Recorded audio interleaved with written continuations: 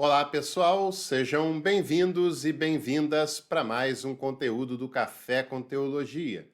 Você certamente já ouviu falar no Êxodo, na peregrinação do povo de Israel que sai do Egito, cruza o deserto do Sinai e chega na terra de Canaã, onde começam a estabelecer-se como uma nação naquele território. Mas a pergunta que não quer calar é: o Êxodo, tal como é contado pela Bíblia, se sustenta historicamente? Ele é um episódio histórico ou ele é um episódio teológico? Assista esse vídeo até o final que a gente vai falar sobre isso no episódio de hoje.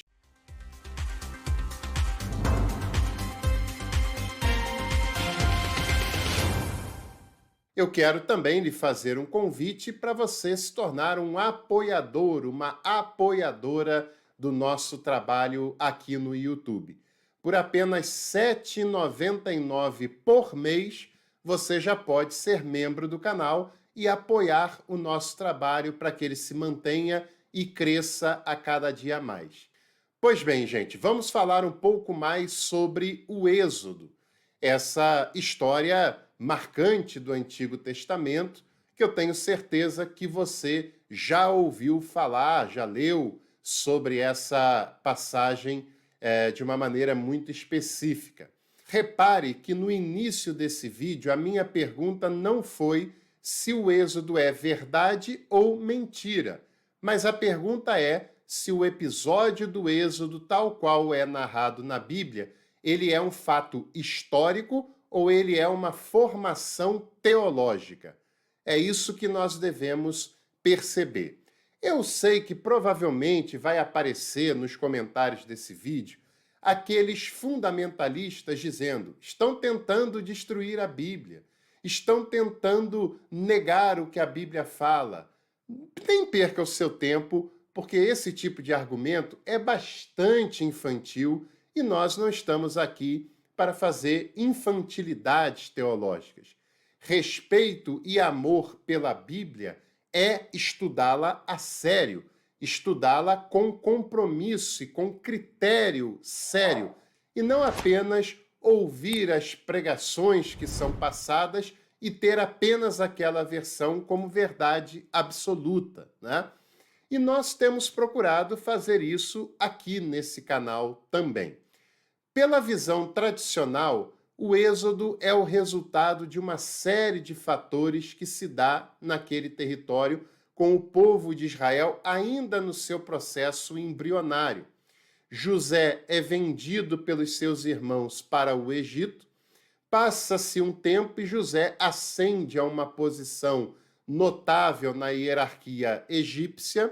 Nesse mesmo tempo, acontece uma fome de grandes proporções naquela região, que não chega a ser uma novidade, mas os irmãos e o próprio Jacó vão parar no Egito porque lá eles podem comprar mantimentos para a sua sobrevivência, graças ao planejamento, à política estratégica de José naquele período.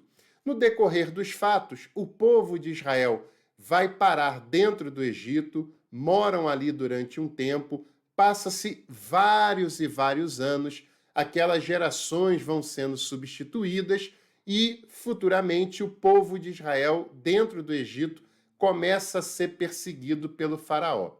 Eles saem de dentro do Egito, têm o seu êxodo, que é a sua peregrinação pelo deserto do Sinai, e quando passam por esse deserto, começam o seu processo de dominação da terra de Canaã. Vamos tentar pensar nas problemáticas que essa história tradicional tem do ponto de vista histórico e do ponto de vista científico. Primeiro passo é: o texto diz que o povo peregrinou pelo deserto do Sinai entre o Egito e Canaã durante 40 anos. Não dá para entender esses 40 anos de maneira literal. Não tem o menor cabimento, porque a travessia entre o Egito e o atual território de Israel pelo deserto do Sinai é uma distância de aproximadamente 200 quilômetros, que a pessoa de carro é capaz de ir e vir no mesmo dia. É claro, a pé vai se levar bem mais tempo do que de carro, mas não chega nem perto de 40 anos de peregrinação por esse trajeto. Não chega nem perto de um mês de peregrinação por esse deserto. Então, é claro que essa contagem de 40 anos deve ser entendida de modo pedagógico, de modo catequético. O número 40 na cultura hebraica, na cultura bíblica, tinha um significado teológico interessante. 40 anos no deserto para mostrar que aquele povo foi desobediente e Deus os puniu e Deus lidou com ele de maneira plena, que é o mesmo número, o mesmo símbolo de 40 anos do ministério de Moisés, um número que leva à plenitude. 40 anos é o mesmo número simbólico do reinado de Davi, do reinado de Salomão, que certamente, historicamente, não são 40 anos exatos. 40 também são os dias do jejum de Jesus, lá no início do Evangelho de Mateus. Mas, enfim, esses números não são literais, mas eles têm um simbolismo catequético e teológico para a cultura hebraica bastante simbólico e bastante importante. Não é uma adulteração, mas é uma mensagem que se queira passar para as pessoas que tomarão contato com essa história. Outra problemática é o que o próprio texto do Êxodo fala sobre a quantidade de pessoas que saiu do Egito em direção à terra de Canaã e peregrinou pelo deserto durante esse tempo. Êxodo capítulo 12, versículo 37 diz: Assim partiram os filhos de Israel de Ramsés para Sucote, cerca de 600.000 homens a pé, sem contar as mulheres e as crianças. 600.000 homens. É um número muito elástico, é um número muito superestimado.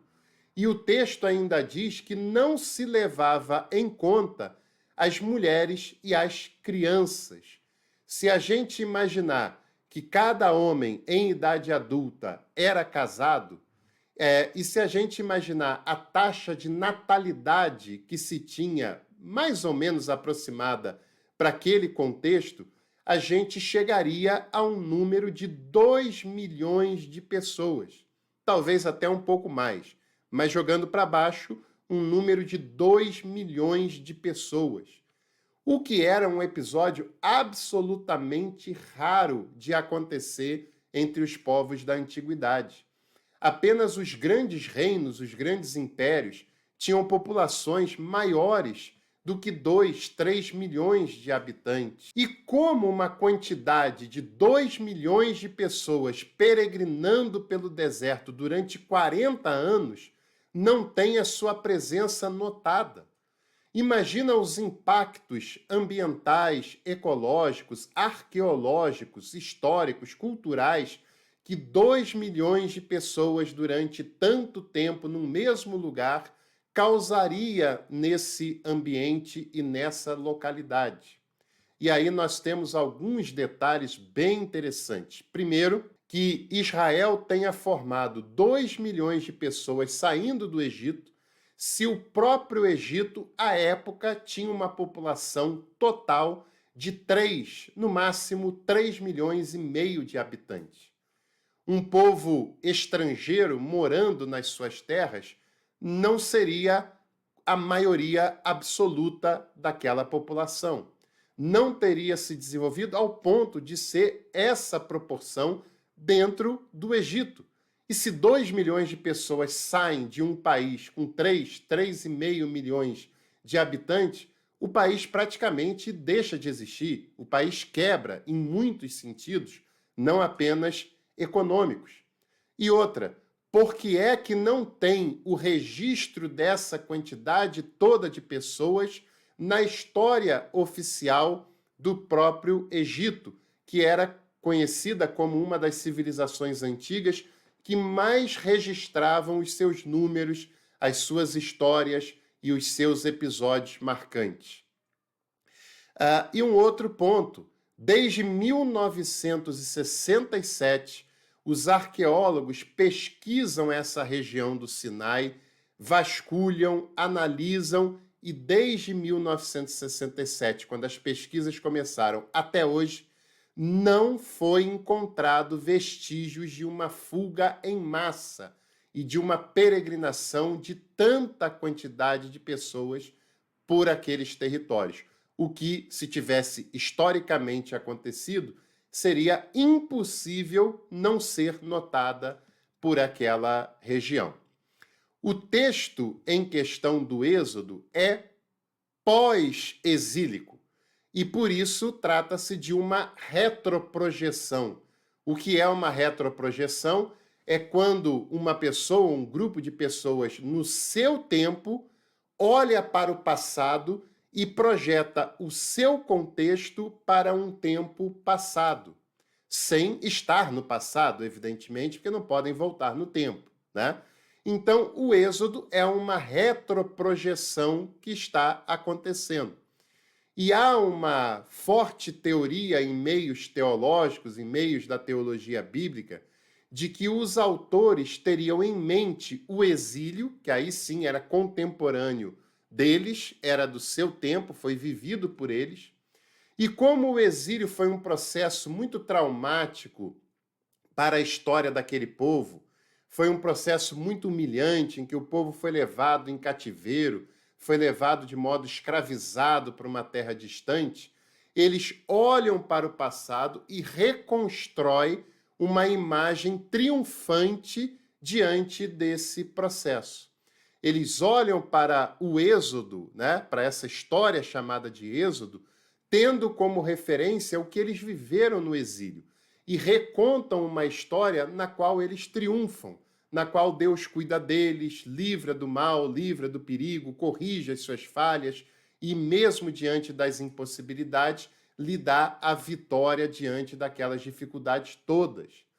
Isso não pode ser considerado uma mera adulteração, porque para um povo que está vivenciando um exílio, em que são tirados da sua moradia, da sua cultura, da sua religião, vão para uma terra estranha, que não é a sua casa, para alimentar a fé e a esperança desse povo de retornar para o seu lar, de retornar para a sua vida, essa retroprojeção faz muito sentido para que eles não percam as esperanças definitivamente. Então, por isso, nós devemos considerar essa história como uma formação teológica, que não necessariamente tem a obrigação de ser literal. E a história do Êxodo não é literal, não é histórica, não há dados o suficiente para prová-la historicamente, mas ela tem um fator teológico, catequético, pedagógico bastante importante para a formação daquele povo, principalmente no momento em que eles estavam vivendo.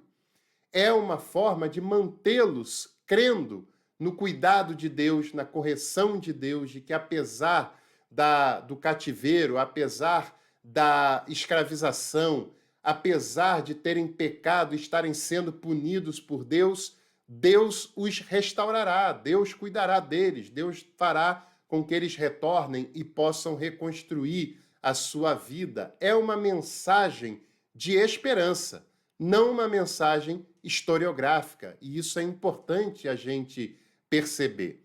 E a gente percebe com isso o seguinte: a gente não precisa rasgar a Bíblia, como algumas pessoas ignorantemente querem falar quando se deparam com conteúdo como esse. Mas você precisa ressignificar, porque se a sua leitura da Bíblia depende da literalidade, palavra por palavra, do que está escrito, a sua fé terá muitos problemas em todo o tempo e você sempre terá que recorrer a malabarismos para tentar justificar o injustificável. Agora, se você trata da Bíblia de uma maneira madura, de uma maneira séria e de uma maneira respeitosa com a sua própria história, você ler esses textos, entende que eles não são históricos, que eles não são literais, mas que nem por isso eles perdem um valor na sua mensagem, na sua formação teológica, apesar de não serem considerados literalmente. É claro, eu vou deixar algumas referências bibliográficas para você conhecer, vou deixar essa listinha aqui embaixo também, de alguns poucos livros que tratam dessa questão, também não lhe darei tudo mastigado, você precisa construir, estudar, pesquisar, ir atrás desse processo, mas como dica tem Breve História de Israel, do Milton Schwantz, um livrinho pequeno, mas valioso no conteúdo, que, aliás, o Milton Schwantz trata nesse livro que a formação de Israel como nação é um processo muito mais de dentro da própria terra de Canaã do que de fora de um êxodo de grandes proporções vindo do Egito. Que a formação de Israel é o processo de três povos. De povos cananitas, que habitavam no litoral, de povos abraamitas, que habitavam no sul, e também da chegada de povos pastoris, que vêm, esses sim, provavelmente do Egito, mas numa quantidade, numa proporção, num impacto muito menor do que esses 600 mil homens que o texto de Êxodo fala. Esse livro também que é brilhante, O Israel Bíblico, da Melanie Pitt, a Bíblia, de Karen Armstrong, e também As Origens da Torá, do Israel Finkelstein e do Thomas Homer. E o Thomas Homer é um grande erudito de teologia do Antigo Testamento e tem outras obras dele que também passam por essas temáticas. Se você gostou desse vídeo, não se esqueça de curtir, não se esqueça de se inscrever aqui no canal e também de compartilhar esse conteúdo. Esse processo fala do teórico Êxodo. A formação de Israel como nação é um outro processo, né? Um processo que tem a ver com isso, mas que se dá de outras maneiras. Se você quiser um vídeo específico sobre essa temática, comente aqui embaixo a formação de Israel. Se a gente alcançar uma quantidade razoável de comentários, eu faço um vídeo contando esse processo de formação de Israel, porque como fica esse processo sem entender esse êxodo de grandes proporções, uma conquista bélica da terra, sem entendê-lo de maneira literal. É importante essa temática, escreva aqui embaixo se assim for do seu interesse. Em breve a gente se encontra aqui no Café com Teologia para mais conteúdos teológicos. Até lá!